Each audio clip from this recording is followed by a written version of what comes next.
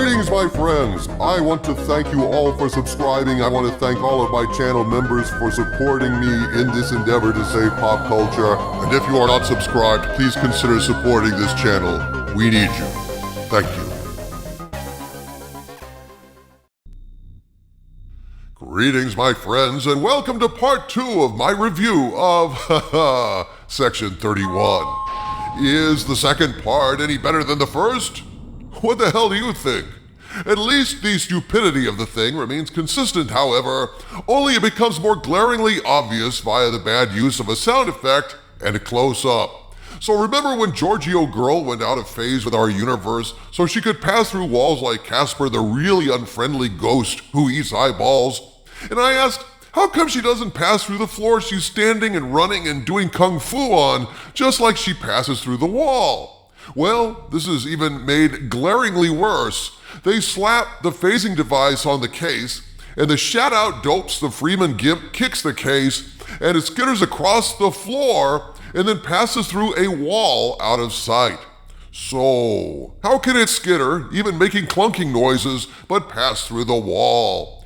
Shit writing from hacks who should be working at a shoe store as Al Bundy's assistant. Correctamundo, Harvey. Now, I know that they did this shit in The Next Generation, but it was bad then, too. Just because it was done then doesn't make it right now. Now, a smart hack director would realize this is all bogus and just hope that no one asked that question as I did, but then to go ahead and call it to our attention with a close-up of the thing skittering and bouncing along the floor, but then passing through the wall, well, it's nae Scottish, as Mike Myers would say on SNL. In fact, it's crap. My only hope at this point in this so-called movie that's really just edited together from a few episodes in order to exploit Ms. Crouching Tiger Hidden Talents Oscar, but whatever, my only hope is that the bulk of this thing will be a bunch of stupid action scenes with redundant wire foo fights and lens flares and spinning cameras, so I can basically fast forward through this shit without missing anything. Like there's anything to miss. Exactly. So, yeah, Georgio girl and the Wonder Gimp fight, phasing in and out, case skitters along the inexplicably solid floor and yet passes through the inexplicably porous wall, and the Gimp gets a hold of the case when Georgio girl trips. Somehow her shoe gets caught when she passes through a wall when it never did all the other times she passed through walls. I.e., it gets caught when it's convenient for it to get caught. That this sad excuse for a plot needs it. So anyway, then the Gimp opens up the case, and it's exactly the kind of black device with geometric patterns on it you'd expect if you cared enough to give it much thought. And Georgio girl is filled with horror and says, "No, that can't be. I had that destroyed." And the Gimp transports out. Though it begs the question, why didn't whoever transported him just transport the case out a lot sooner? Oh, right. Bad writing. And we need to have the phase thing for a little excitement. And whatever, the Gimp is gone. Flashback to Georgio girl's glory days being a hideous murdering tyrant sack of shit in the mirror universe.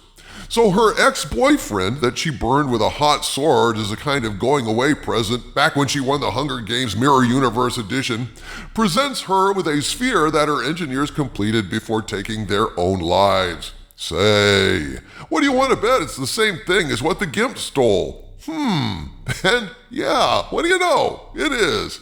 Her ex-boyfriend she spurned kills himself with poison, tells her the girl she was is dead and now she's a monster. She orders him not to die, and he dies. Point for him. Anyway, the Section 31 guy who looks like a background extra in Castle, or maybe Cagney and Lacey, stuns Georgio girl after losing the case.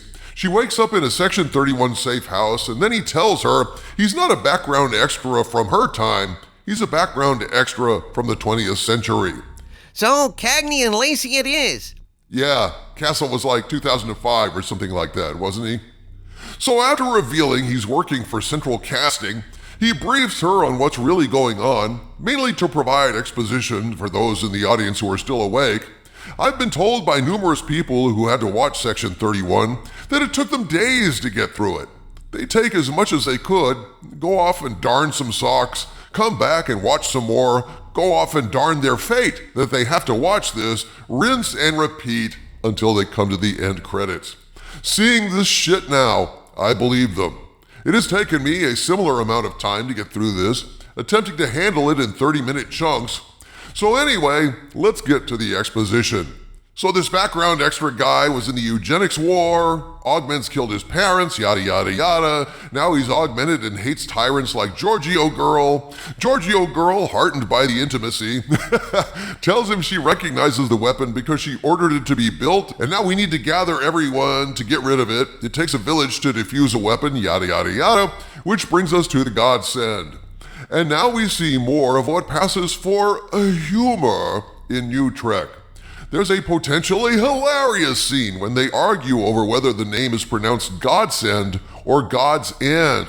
And I say potentially hilarious because it might have been hilarious if they had included some humor in it. But I guess we'll never know. So anyway, we get them all walking in slow-mo towards their ship. And if only you dubbed in Little Green Bag, this would be Reservoir dog shit. But it's not. It's just plain dog shit. So, Georgio girl says in her universe there was always the threat of coups. So to end all that, she had this weapon made, called it, here we go, the Godsend. And all it is a big bomb, virus, etc. and so on. It's a big bomb that sets a whole quadrant on fire, yawn. So if they overthrow her, it blows up. What an original idea, wow. They really earned their screenwriting fee with that one. What an idea, who'd have thunk it? Except everyone. Shit, they had that back in Dr. Strangelove, a doomsday weapon. They had a whole episode of Star Trek about a doomsday weapon. That's the big deal? Really? A big bomb that goes boom, crackle, pop, Rice Krispies? Give me a break, good God. So anyway, they figured Dada No is from the mirror universe and brought it over, and they go to interrogate him on their secret Section 31 ship made from Minecraft blocks that keep jiggling around for no reason at all. So here comes an absolutely painful anachronism they try to pass off as a gag. This is how desperate they are to seem witty. You get a desperate laugh out of a desperate audience desperate to escape watching this show. They reel off Empress Georgio girl's titles to the aforementioned No who is tied up and has to listen. It's a long laundry list of titles, and at the end of it, Dada No says, does that come with fries? Yeah, because fast food drive-thrus and French fries are a thing in the 23rd century, sure. Anything for a cheap laugh, though sadly, it's more cringe than funny. At least Georgio girl punches him after he makes the cheap anachronistic joke, thereby granting the audience at least one thing they wanted to see. Only 42 minutes into this, but better late than never. Absolutely, Skull of Calderon. It's scant reward for our patience, but nevertheless, it is at least something. So then the background extra from Cagney and Lacey hits Dada No, and he literally says, what the shit, man?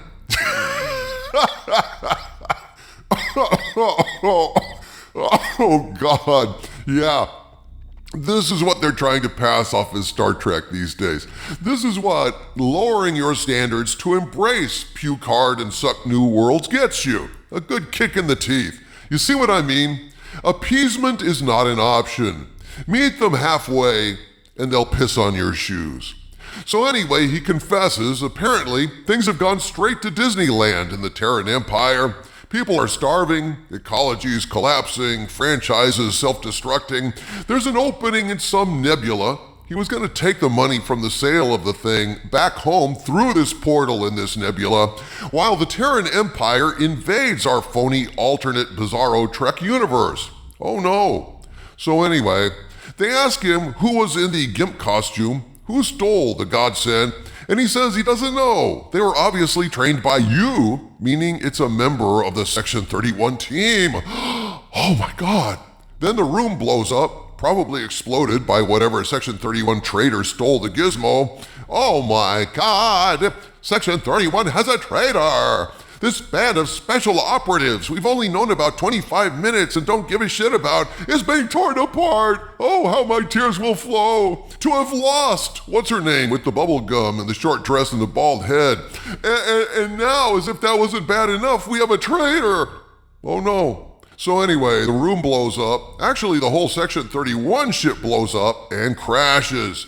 And briefly, oh so briefly, there was hope that this perversion of Star Trek would be over, that they'd all die, and we'd never learn what happened to the Godsend, or if the Aussie guy was wearing a mech suit or had a mech body. And what about Georgio girl's secret pain at killing her parents and her boyfriend calling her a monster? Yeah, get this bitch an Eyeball Highball or she is going to be depressed. I mean, I need to go to my safe space for a minute. I'm going to lose it. Okay, I'm fine now. I remembered I don't give a shit. So yeah, any hopes they'd all be dead or dashed. Sorry, Harvey. And now this is an excuse for more desperate attempts at comedy, as they stand around realizing the Godsend was stolen by a traitor among them. Arguing who is the mole, denying they're the mole, saying that denial is the most moley denial possible, and hilarity at no point did ensue. In fact, this glib, smug, mock-humorous patter completely undermines any hint of tension that they were all almost murdered, though no mention at all of how they survived a flaming wreck without a scratch on them, any of them, is given. No tension over the idea that there's a sector-destroying weapon out there, basically just a really, really big bomb. But still, laughing it off with dumb jokes can only work if you have 3 previously established conditions on your show. 1, you actually care about any of the characters, as is the case in Guardians of the Galaxy. 2, there are some sincere scenes somewhere in the movie to demonstrate that these characters are not just joke delivery vehicles, and there is no sincerity in Section 31. And 3, the jokes are actually funny in a manner consistent with the nature of whoever's telling the joke, so it doesn't come off as a glib joke from someone who's above it all, but rather because it's sincerely in their nature and is exactly what they would really say. Section 31 fails on all accounts, and thus every single joke in this thing dies a horrible, flop, sweaty death. And that, my friends, brings us to the conclusion of part 2 of my Section 31 review. When it's all said and done, this review looks like it's going to be about 45 minutes long, so you can forgive me for breaking it up into different chunks for the sake of my own sanity. So watch for the thrilling conclusion of my Section 31 video coming to you as soon as I can possibly recover. From the center of the earth, this is Dictor Van Doomcock bidding you all, my friends, stay angry.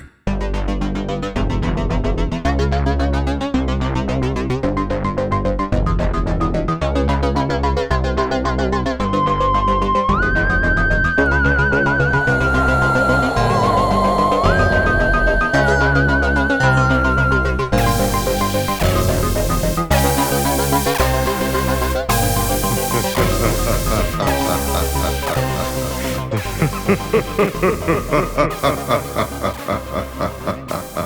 ha ha ha.